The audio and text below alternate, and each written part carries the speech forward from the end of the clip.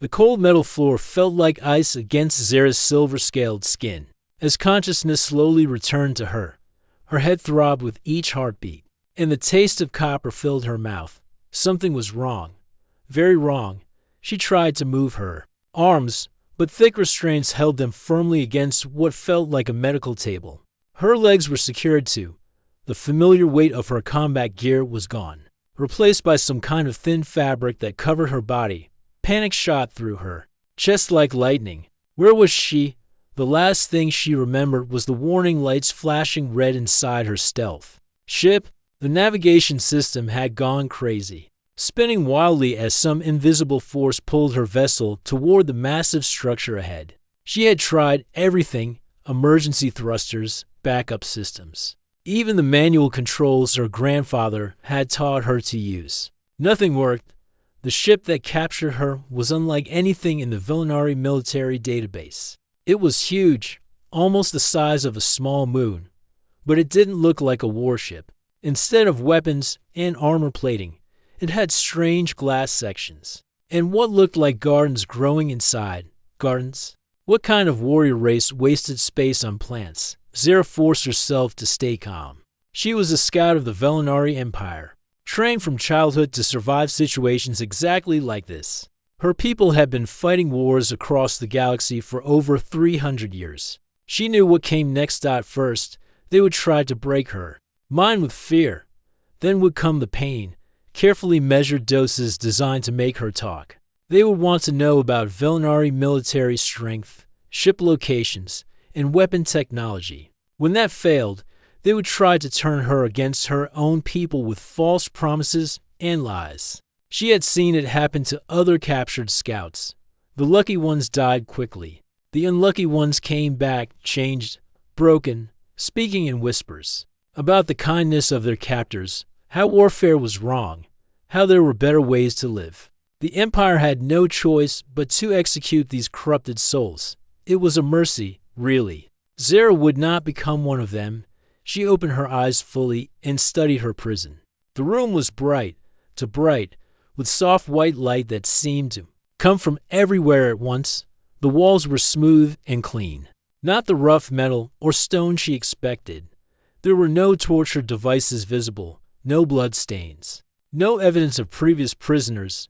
That meant nothing. The worst interrogators were always the ones who kept their tools hidden until the right moment. Through a transparent barrier, she could see her captors moving around in the space beyond. They were smaller than she expected, much smaller. Where Villanari warriors stood 8 feet tall with natural armor plating and razor-sharp claws. These creatures barely reached 6 feet. Their skin looked soft and pink, completely unprotected. No scales, no natural weapons, no thick hide to stop blades or energy blasts.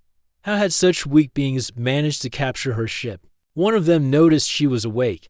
It was a female, Zara could tell, with long dark hair tied back from her face. She wore white clothing that looked clean and practical rather than intimidating. When their eyes met through the barrier, the creature didn't snarl or bare her teeth in dominance. Instead, she did something completely unexpected. She smiled. Zara felt her blood turn cold. She had heard about this tactic. Some interrogators used false kindness to confuse their prisoners, making them drop their guard before striking. This human, for that's what they had to be, the new species her empire had detected, was already playing psychological games. The human female approached the barrier and began making soft sounds. It took Zara's translator and plant a few moments to process the alien language, but gradually the meaning became clear. "Hello," the human was saying. "I'm Dr. Eleanor Rodriguez. You're safe now. Your injuries are healing well." Safe? Zara almost laughed. Nothing about this situation was safe. And what injuries was the creature talking about? Zara looked down at her body and felt shock ripple through her. Her arms and legs, which should have been covered in cuts and burns from her ship's crash, were wrapped in clean white bandages. The sharp pain she expected from broken ribs was gone. Instead, there was only a dull ache, the kind that came from healing, not fresh trauma. They had treated her wounds. This made no sense. Enemy prisoners were left to suffer from their injuries. It made them weaker, more likely to break under questioning. Why would these humans waste medical supplies on someone they planned to torture? Unless this was part of their strategy, build her up just to tear her down harder. The human called Elena was still talking, her voice gentle and calm. I know you must be confused and frightened. Your ship was badly damaged when we found you. Our rescue team brought you aboard just in time. Rescue team, Zara's mind race. These humans were trying to make her believe they had saved her life instead of capturing her. Did they think she was stupid? Did they think all Velinari were easily fooled by such obvious lies? Eleanor pressed something against the barrier, holding it where Zara could see. It was a small device with a screen showing images. The first image made Zara's heart stop. It was her ship, or what was left of it. The sleek vessel that had been her home for 3 years was now a twisted piece of metal, barely recognizable. One whole section was completely gone, probably vaporized when the power core overloaded. The cockpit where she had been sitting was crushed almost flat. No one could have survived that crash. No one. But here she was, alive and mostly unharmed. Elena was showing her more images now. Pictures of human crew members in protective suits carefully cutting through the wreckage. Pictures of them finding her unconscious body and carrying her to safety. Pictures of the medical team working to save her life. You were unconscious for 3 days. Elena said softly, we weren't sure you would make it, but you're strong. Stronger than we expected. 3 days. Zara had been unconscious and completely helpless for 3 days, and these humans had taken care of her. It didn't make sense. It went against everything she knew about how warfare worked, how enemies treated each other. There had to be a trap somewhere. Elena was moving away from the barrier now, but she wasn't leaving. Instead, she was returning with something else, a small table on wheels with several items on top. Food, Zara realized. The smells reached her even through the barrier, and her stomach clenched with sudden hunger. When was the last time she had eaten? Before the mission, probably. That was for days ago, maybe 5. The barrier shimmered, and part of it disappeared, creating a small opening. Elena pushed the table through, then closed the barrier again. She stayed where Zara could see her hands, visible and empty of weapons. You must be hungry, Elena said. These are some of our basic foods. Nothing that would hurt you. Our computers analyzed your biology and made sure everything is safe for your species to eat. Zara stared at the food.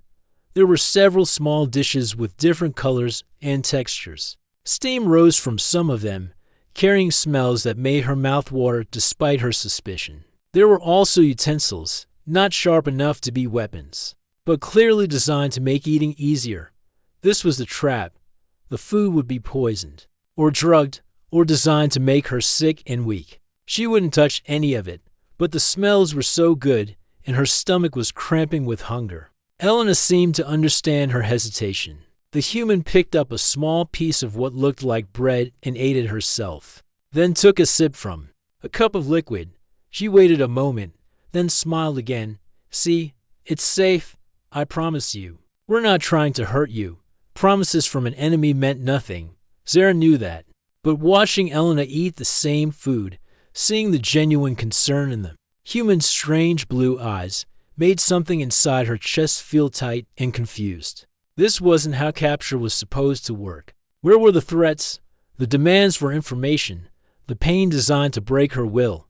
Instead, there was just this small, soft creature offering her food and speaking to her like she mattered, like her comfort and well-being were actually important. It had to be a trick. It had to be. But as Zara lay there, hungry and confused and more frightened than she had ever been in her life, she began to wonder if maybe, just maybe, she had been wrong about everything.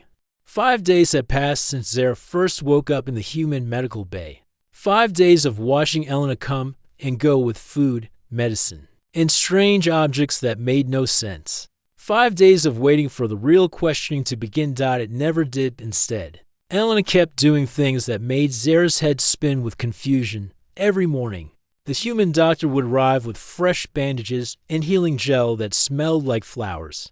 She would check Zara's wounds with gentle fingers, speaking in soft tones about how well everything was healing. "The cut on your arm is closing nicely," Elena would say, applying the cool gel with careful touches. "And look, the bruising on your ribs is already fading. Your species heals remarkably fast." Zara tried to stay alert for any sign of deception. Surely this kindness was just preparation for something worse. In Velinari military training, she had learned about interrogation techniques from across the galaxy. Some species used comfort before cruelty, making their prisoners grateful before betraying that trust in the most painful way possible. But days turned into a week, and still no torture came. Instead, Eleanor brought books. "I thought you might be bored," she said one morning, sliding several thin objects through the food slot. "These are some of our stories. The translator in your room should be able to convert the text into your language." Books, stories. Zara stared at the objects like they might explode. In Velinari society, the only reading material given to prisoners was propaganda, lies designed to make them question their loyalty to the Empire. These had to be the same thing. She picked up the first book, expecting to find human claims about their superiority, their right to rule, their plans for galactic conquest. Instead, she found something completely different. It was a story about a small human child who befriended a wounded animal. The child nursed the creature back to health, asking for nothing in return. When the animal was strong enough, the child set it free, even though that meant being alone again. Zara read it 3 times, searching for the hidden message, the propaganda buried in the simple words. There was none. It was just a story about kindness. The next book was even stranger. It told of humans who gave up their own comfort to help strangers from other worlds. They shared their food, their homes, their knowledge, asking only for friendship in return. Some of the aliens in the story were described as frightening or dangerous, but the humans helped them anyway. "What is the purpose of these?" Zara asked when Eleanor returned with lunch. Eleanor paused in arranging the food dishes. "Purpose? They're just stories. We read them for enjoyment, or to learn about different ways of thinking. But what do they teach? What behavior do they encourage?" "Well," Eleanor sat down in the chair she had started bringing into the room. "I suppose they teach us that kindness matters, that helping others is worthwhile, even when it's difficult." Zara felt that strange tightness in her chest again. "Even enemies, especially enemies," Eleanor said quietly. "Sometimes an enemy is just someone who hasn't been given a reason to be a friend yet." This made no sense. In Velinari culture, enemies existed to be defeated. You showed strength through conquest, gained respect through victory. Kindness to an enemy was weakness, and weakness got you killed. But Eleanor didn't seem weak. She moved with confidence, spoke with authority when talking to other humans, and clearly held an important position on this ship. Yet she spent hours each day sitting with a prisoner, sharing stories and gentle conversation like they were friends. The confusion got worse when Eleanor brought music. "This is one of my favorite pieces," she said, activating a small device that filled the room with sound. It was composed by a human named Ludwig van Beethoven over 400 years ago. The music started softly, just a few simple notes played on what sounded like stringed instruments. Then more instruments joined in, building layers of sound that seemed to wrap around Zara like a warm blanket. The melody rose and fell like ocean waves, sometimes gentle, sometimes powerful, but always beautiful. Zara had never heard anything like it. Velinari music was all marching rhythms and battle songs, designed to pump warrior blood and prepare minds for combat. This human music did something completely different. It made her feel peaceful, sad and happy at the same time, like something inside her chest was expanding, reaching toward a feeling she had no name for. "Why do you make this?" she asked when the music ended. Eleanor smiled. "Because it's beautiful. Because it makes us feel things that are hard to express with words. Because in a universe full of darkness and difficulty, we need to create light wherever we can. But it serves no military purpose. It doesn't make you stronger or help you win battles.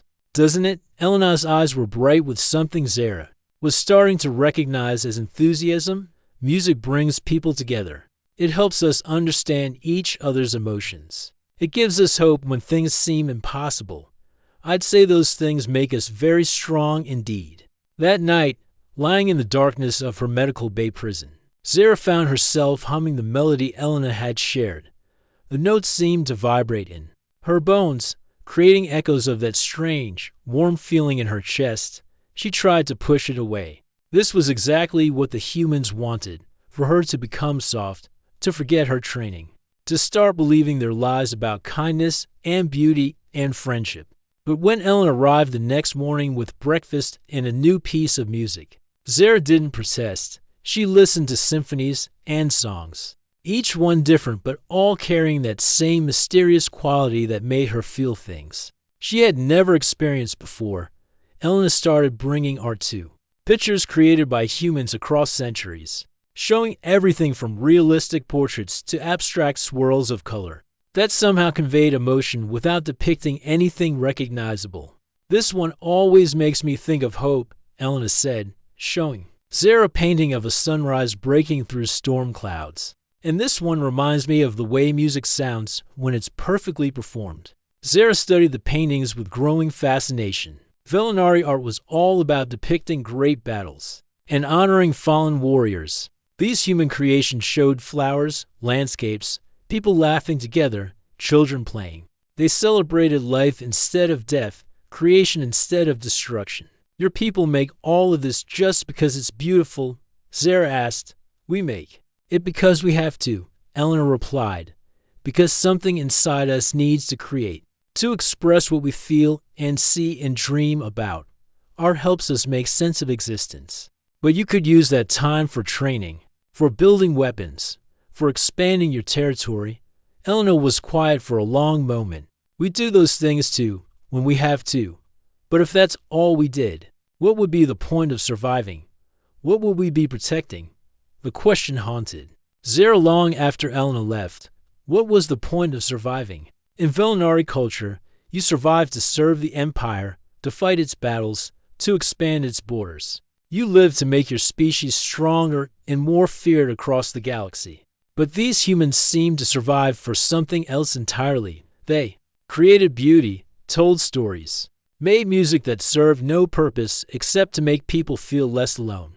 They healed their enemies and shared their food and spoke about friendship, like it was the most natural thing in the universe. As Zara lay in the darkness, listening to the gentle hum of the ship's systems, she began to wonder something that terrified her more than any torture could have. What if the humans weren't trying to break her at all? What if they were simply showing her how they lived, and that life was completely different from everything she had ever known? What if kindness wasn't weakness, but a strength so profound that her entire civilization had never learned to recognize it? The thought made her scales prickle with fear and something else, something that felt dangerously like curiosity.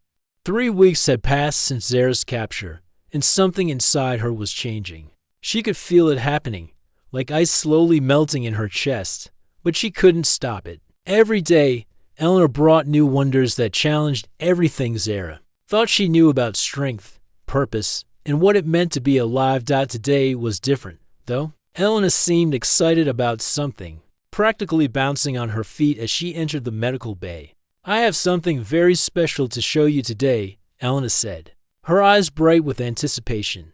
"But first, I need to move you to a different room. Is that okay?" Zara tensed. After weeks of routine, any change felt dangerous. "Where?" "The observation deck. It is the best view of space, and what I want to share with you needs to be experienced properly." The journey through the ship's corridors was Zara's first time outside the medical bay. Since her arrival, she moved carefully, still wearing the soft restraints that allowed her to walk but prevented any sudden movements. Eleanor walked beside her, not behind her like a guard, but next to her like a friend. The ship was nothing like Zara had expected. Where Velinari vessels were all metal corridors and weapon systems, this human ship felt alive. There were plants growing in special containers along the walls. Soft lighting made everything warm and welcoming. People passed them in the hallways, and while they looked curious about Zara, None of them seemed afraid or hostile. One human child, no taller than Zara's waist, actually waved at her with a shy smile before being gently guided away by an adult. That was Captain Torres' daughter, Lisa, Elena explained. She's been asking about you every day, wondering if you're feeling better. A child. There were children on this ship, living alongside the crew, safe and protected even though they were traveling through dangerous space. In Velinari culture, young ones were kept far from any military operations, hidden away until they were old enough to begin warrior training. Why do you bring families into space? Zara asked. Because space is where we live now, Eleanor replied simply. This isn't just a military vessel. It's a research ship, a home, a community. We believe that life should be lived fully, not just endured. The observation deck took Zara's breath away. It was a massive room with transparent walls that looked out into the star-filled darkness of space. But Elena wasn't showing her the stars. Instead, she was setting up a complex device that projected images and sounds into the air around them. This is a recording from Earth, Elena said, her voice soft with reverence. Our home world. I've been saving it for when you were ready. The projection came to life, and suddenly Zara was standing in the middle of a vast outdoor space under an alien sky. Above them, sheets of green and blue light danced across the darkness, shifting and flowing like liquid fire. The aurora, Elena called it, caused by charged particles from their sun interacting with their planet's magnetic field. But it wasn't just the lights that made Zara's heart stop. It was the music. Hundreds of humans sat in organized rows, each holding different instruments. As Elena had explained, they were called an orchestra, and they were performing something called a symphony. The music rose from them like a living thing, filling the space around the dancing lights with sounds that seemed to come from the soul of an entire species. The melody started quietly, just a few instruments whispering notes that seemed to mirror the gentle movement of the aurora. Then more voices joined in, strings and horns and percussion creating layers of harmony that build upon each other like waves reaching toward the sky. Zara felt something crack inside her chest. This wasn't just music. This was worship. Not worship of a god or a leader or an empire, but worship of existence itself. The humans were celebrating the simple fact that they were alive, that beauty existed, that they could come together and create something that had never existed before. As the symphony swelled, the aurora above seemed to dance in response. Green fire spiraling across the sky like the music had given it movement. The humans playing their instruments looked up occasionally, their faces filled with joy and wonder, as if they couldn't believe they were part of something so magnificent. Zara had never seen anything like it in Velinari culture. Gatherings were for military ceremonies or victory celebrations. People came together to honor conquest, to remember battles won, to prepare for wars to come. She had never imagined that beings could gather simply to create beauty together. The music reached a crescendo that made her scales tingle. Every instrument was playing now, the sound so rich and complex that it seemed to contain entire worlds of emotion, joy and sorrow, hope and longing, triumph and tenderness, all woven together into something that spoke directly to parts of Zara's soul that she hadn't known existed. Tears were streaming down her face. She didn't remember starting to cry, but the warm liquid was running down her silver scales in steady streams. She wiped at them frantically, embarrassed by this display of weakness. Elena noticed. But instead of mocking her, the human's own eyes were wet with tears. It gets me every time too, Elena said softly. There's something about music under the aurora that reminds me why I'm grateful to be alive. Grateful to be alive. Zara had never heard anyone express such a sentiment. In her world, you were born to serve, trained to fight, and expected to die with honor when your time came. Gratitude didn't enter into it, but watching these humans celebrate the simple miracle of existence, seeing how they transformed scientific phenomena and organized sound into something that could make two different species cry tears of wonder. Zara began to understand what Elena meant. Why do you do this? Zara asked, her voice barely above a whisper. Why do you create these things that serve no military purpose? Elena was quiet for a long moment. watching the projected aurora dance above them as the symphony continued. Because this is what we're fighting to protect, she finally said. Not territory or resources or power. This the ability to come together and make something beautiful. The freedom to wonder at the universe instead of just trying to conquer it. But you could be stronger if you focus only on weapons and warfare. Could we? Elena turned to look at Zara directly. What makes someone truly strong? The ability to destroy, or the ability to create, the power to make others fear you, or the power to inspire them to be better than they thought possible? Zara stared at the human woman who had shown her such impossible kindness. Elena was small and soft.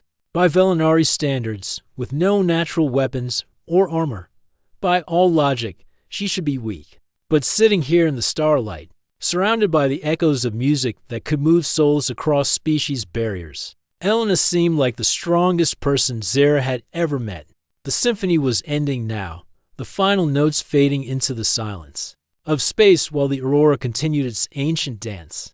The human musicians in the projection were smiling, embracing each other, sharing the joy of what they had created together. In my culture, Zara said slowly, we believe that suffering makes us strong, that only through pain and hardship can we become worthy warriors. And what has that belief given you? Elena asked gently. Zara thought about her life, years of training, constant competition, the fear of showing any weakness lest it be used against her.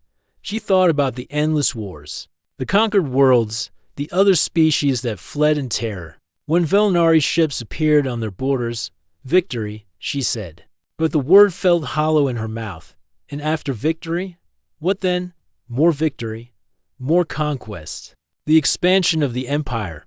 But when does it end? When have you conquered enough, won enough battles, proven your strength sufficiently? Zara opened her mouth to answer, then closed it again. In all her years of training, no one had ever asked that question. The expansion of the empire was the goal. But what came after total galactic conquest? What did you do when there were no more enemies to defeat? I don't know, she admitted. Elena smiled sadly. We believe that joy makes us strong. That creating beauty, forming connections, learning about the universe, these things give us power that can't be taken away by force. When we're gone, our music will still exist, our art will still inspire, our stories will still teach. That's a kind of immortality that no empire can achieve through conquest alone. As they sat together in the starlight, watching the aurora dance above them, Zara felt something fundamental shift inside her mind for the first time in her life. She wasn't thinking about duty, or honor, or service to the empire. She was thinking about what it would feel like to be part of creating something beautiful. She was wondering what other wonders existed in this universe that she had never been taught to see. She was imagining what it might be like to live a life motivated by joy, instead of fear. And for the first time since her capture, she wasn't counting the days until her eventual rescue. She was hoping it would never come. The alarm that woke everyone on the ship was different from the gentle morning chimes Zara had grown used to over the past month. This sound was sharp, urgent, cutting through the peaceful atmosphere like a blade. Red lights flashed in the corridors, and she could hear the rapid footsteps of crew members rushing to their stations. Eleanor burst into the observation deck where Zara had been spending her mornings, learning to paint with human watercolors. The doctor's face was pale, her usual calm replaced by something that looked like fear. They found us, Eleanor said breathlessly, a Velinari battle fleet, 12 ships, including 2 of your heavy destroyers. They're demanding your immediate return. Zara's paintbrush slipped from her fingers, leaving a streak of blue across the canvas where she had been trying to capture the way starlight looked when it touched Eleanor's hair. Her heart started racing, but not with the joy she would have expected a month ago. Instead, she felt a cold dread settling in her stomach. Home. Her people had come to take her home. How long do we have? She asked quietly. 6 hours before they reach weapons range. Captain Torres is trying to negotiate, but Elena sat down heavily in the chair beside Zara's easel. They're not interested in talking. They want you back, and they want to know what we've done to you, what they had done to her. Zara almost laughed. But there was no humor in the sound. What had they done? They had shown her music that could make her cry. They had taught her to see beauty in simple things like the way light moved through water. They had given her books full of stories about people who chose kindness over conquest. They had made her feel, for the first time in her life, what it was like to be valued for something other than her ability to fight and die. They had ruined her. There's something else. Elena continued, her voice growing even quieter. Our government has been pressuring Captain Torres to extract military intelligence from you before any exchange. They want to know about Villanari ship designs, weapon capabilities, fleet movements. Zara felt something cold settle in her chest, of course. She had been naive to think the humans were different. In the end, every species wanted the same thing: advantage over their enemies, all the kindness, all the art and music and gentle conversations had been leading to this moment. I see, she said, surprised by how calm her own voice sounded. So now comes the real questioning. Elena's head snapped up, her eyes wide with something that looked like genuine shock. What? No. Zara, that's not. Captain Torres refused. She told them that we don't torture prisoners for information, no matter what our government wants. She said you're under her protection as long as you're on this ship. The cold in Zara's chest started to crack. She refused her own government. Of course she did. We're not going to betray the trust you've placed in us. We're not going to become the monsters your people probably think we are. Eleanor reached out slowly, carefully, and placed her hand over Zara's scaled fingers. You're not just a prisoner to us anymore. You're our friend. The word hit Zara like a physical blow. In Villanari culture, friendship was a luxury warriors couldn't afford. You had allies, comrades, fellow soldiers you could trust in battle. But friends? Friends were for the weak, for civilians who didn't understand that trust could get you killed. But sitting here with Elena's warm hand covering hers, looking at the painting she had been working on, her first attempt at creating something beautiful, instead of functional, Zara realized that friendship might be the strongest force in the universe. What happens now? She asked. Elena was quiet for a long moment. That's up to you. We have 3 options. We can try to run, but they'll catch us eventually. We can fight, but that would mean war between our species, and a lot of people would die. Or, she took a deep breath, we can give you back to them, and if I go back, Elena's expression grew pained. Based on what you've told me about your culture, they'll probably consider you contaminated by human influence. They might try to recondition you. Or, she didn't finish the sentence, but she didn't need to. Zara knew what happened to Villanari. Warriors who came back changed. She had seen it herself, the executions disguised as mercy, the quiet disappearances of scouts who had spent too long among alien cultures. There's a 4th option, Zara said slowly, the idea forming even as she spoke. Something my people have never considered before. Elena looked up hopefully. What? I could choose to stay, not as a prisoner, but as someone who wants to learn more about your way of life. Someone who wants to help build bridges between our species instead of walls. The words hung in the air between them like a song waiting to be sung. Elena's eyes were shining with tears, but she was shaking her head. Zara, if you do that, you can never go home again. Your people will consider you a traitor. You'll lose everything you've ever known. Will I? Zara looked around the observation deck, at the easel where she had been learning to paint, at the books Elena had given her, at the small collection of art supplies that had become more precious to her than any weapon she had ever carried. Or will I gain something I never knew I was missing? Elena was crying openly now. It's too much to ask of anyone, to give up their entire world, their family, their identity. My identity was soldier. My purpose was conquest. My family was an empire that sees kindness as weakness and beauty as waste. Zara turned her hand over so she could hold Elena's properly. But you've shown me that I could be something else. Someone who creates instead of destroys. Someone who brings species together instead of tearing them apart. The Villanari fleet won't just leave if you refuse to come back. This could start a war. Zara stood up, her decision crystallizing into something as solid as the metal hull of the ship around them. Then I'll talk to them. I'll tell them what I've learned here. Maybe some of them will listen. Maybe some of them are as tired of endless warfare as I've become. Elena stood too, her face a mixture of hope and terror. And if they don't listen, then at least I'll have tried. At least I'll have chosen what kind of person I want to be instead of letting others choose for me. Zara looked out at the stars, where she knew her people's ships were approaching with weapons ready and hearts full of righteous anger. I spent my whole life being told that strength comes from never backing down, never showing mercy, never choosing anything but victory. But you've taught me that the strongest choice of all might be choosing love over fear. Elena's hand tightened around hers. Whatever happens, you won't face it alone. This crew, this ship, these people, we stand with you. For a moment, they just held hands and looked out at the approaching storm. Zara felt the fear, certainly. Her decision would put everyone she had come to care about in danger.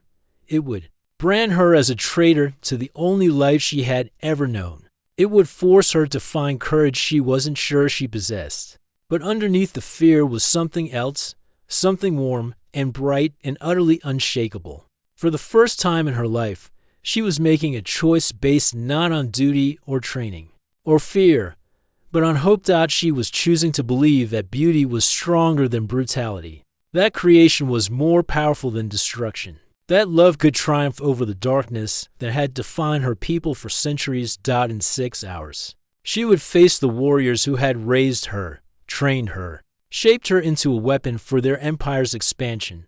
She would stand before them and choose a different path, and whatever happened after that, she would face it as someone who had learned what it meant to be truly free. 5 years had passed since the day Zara chose to stay with the humans, instead of returning to her warrior people. 5 years since she stood on the bridge of the research vessel and spoke to the Vel Nari fleet commander through a crackling communication screen, her voice steady despite her racing heart. Now, as she stood on the observation deck of Unity Station, watching ships from dozens of different species arrive for the annual Interspecies Cultural Festival, she could barely remember the frightened, confused warrior she had once been. The space station hung in orbit around New Geneva, a planet that had become neutral ground for any species, seeking an alternative to the endless cycle of conquest and warfare that dominated most of the galaxy. What had started as a small research outpost shared between humans and a handful of reformed Velinari had grown into something unprecedented, a thriving community, where former enemies worked together to explore the universe through cooperation, instead of competition. The delegation from the Christery Collective just arrived, Elena said, joining Zara at the viewing window. Her hair was streaked with silver now, and laugh lines had appeared around her eyes, but her smile was just as warm as it had been that first day in the medical bay. They brought 300 musicians with them. Apparently they've been working on a symphony that incorporates sound frequencies from 7 different species. Zara nodded, still amazed by how normal such statements had become. In the Velinari ships, 43 vessels confirmed, including 2 that are flying the new Harmony banner instead of the Imperial flag. Elena's voice carried a note of wonder that hadn't dimmed even after years of witnessing the impossible become routine. That's 12 more than last year. 12 more Velinari warriors who had chosen creation over destruction, beauty over brutality. 12 more of her people who had decided that there might be a better way to live than the path of endless conquest their empire had followed for centuries. It hadn't been easy. That first confrontation with the fleet commander 5 years ago had nearly ended in disaster. General Korax, her former mentor, had been furious beyond words when she refused to return. He had called her every name their language had for traitor, weakling, and worse. He had threatened to destroy the human ship and everyone on it rather than allow the contamination to spread. But something unexpected had happened during that heated exchange, as Zara explained what she had learned about human culture. As she described the music and art and stories that had opened her eyes to new possibilities, she noticed other Velinari warriors listening intently. Some looked disgusted, as she had expected, but others looked curious. One young warrior named Fax had asked a question that changed everything. You say they create beauty for its own sake, not as propaganda or intimidation, but simply because they find joy in it. That question had led to a request for a cultural demonstration. The humans, with typical generosity, had invited a small group of Villanari aboard their ship for what became the first interspecies art exchange in galactic history. Elena had shown them the same symphony and aurora recording that had transformed Zara's understanding of existence. 3 warriors had asked to stay and learn more. 3 had become 30, then 300, then 3,000 as word spread through secret channels among Villanari who were tired of living only for war. Not all of Zara's people had welcomed this change. The Empire had branded the defectors as criminals and outcasts. Several attempts had been made to destroy Unity Station and end what Imperial propaganda called the corruption plague. But each attack had only strengthened the resolve of those who chose the path of harmony over conquest. Other species had taken notice. The bird-like Zephyrians, who had been locked in a resource war with the crystalline hegemony for 2 centuries, had sent ambassadors to learn about peaceful conflict resolution. The Cybernetic Nexus Collective had begun exploring artistic expression. For the first time in their history, even the notoriously aggressive Saurian Republic had established a small cultural exchange program. The children are arriving for the art presentation, Elena observed, pointing to a group of young beings from various species making their way toward the station's central amphitheater. Zara smiled, watching the mixed group of youngsters chattering excitedly in a dozen different languages. Some were human children who had been born on Unity Station and grown up considering alien friends as normal as breathing. Others were young Villanari who had never known the harsh military conditioning their parents had endured. There were Crystary younglings whose natural resonance created beautiful harmonies when they moved together, and even a few young Saurians whose natural aggressiveness had been channeled into competitive, artistic creation rather than warfare. These children represented something that had never existed before in galactic history. A generation raised to see diversity as strength, cooperation as natural, and beauty as essential to life. Are you ready for your speech?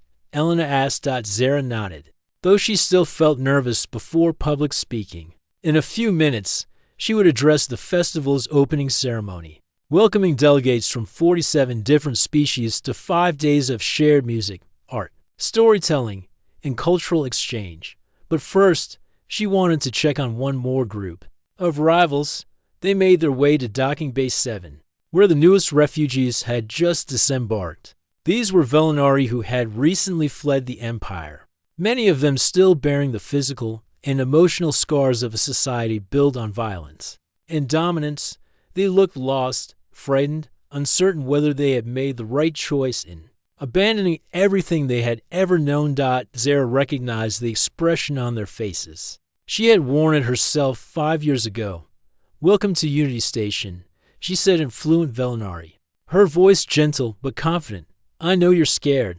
I know this place seems impossible, that everything you're seeing contradicts everything you were taught about strength and survival." The refugees stared at her, this warrior-turned artist who wore flowing robes instead of armor, whose silver scales were decorated with painted designs that told stories instead of marking battle victories. 5 years ago, I was captured by humans who showed me kindness instead of cruelty. They taught me that creating beauty requires more courage than destroying it. They helped me understand that the strongest bonds aren't forged through conquest, but through compassion. She gestured toward the viewing windows, where the arriving ships from dozens of species created a tapestry of lights against the stars. "This is what's possible when we choose connection over conflict," one young warrior, barely out of adolescence, stepped forward hesitantly. "But how do we survive without the Empire?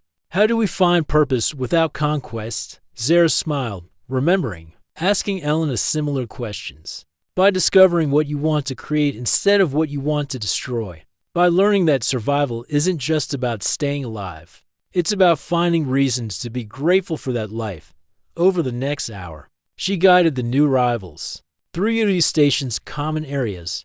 They saw former enemies working side by side on scientific research projects. They witnessed art being created collaboratively by species who had been at war just years before. They heard music that blended the cultural traditions of multiple worlds into something entirely new and beautiful. As the opening ceremony began, Zara took the stage before an audience that would have been unthinkable just a few years ago.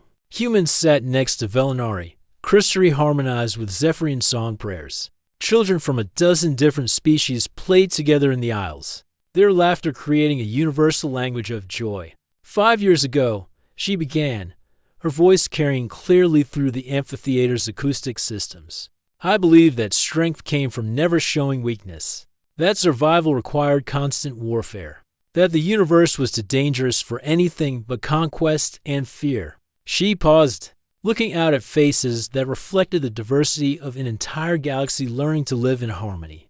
I was wrong about everything. The humans who captured me taught me that true strength comes from vulnerability, that survival is meaningless without beauty to make it worthwhile, and that the universe is far too wonderful to waste on hatred and fear. The applause that followed included sounds she couldn't identify, clicking, humming, harmonic resonances, and musical tones that represented appreciation in languages she was still learning. This festival exists because beings from across the galaxy have chosen hope over fear, creation over destruction, unity over isolation. Every piece of art created here, every friendship formed, every moment of wonder shared between species proves that another way is possible.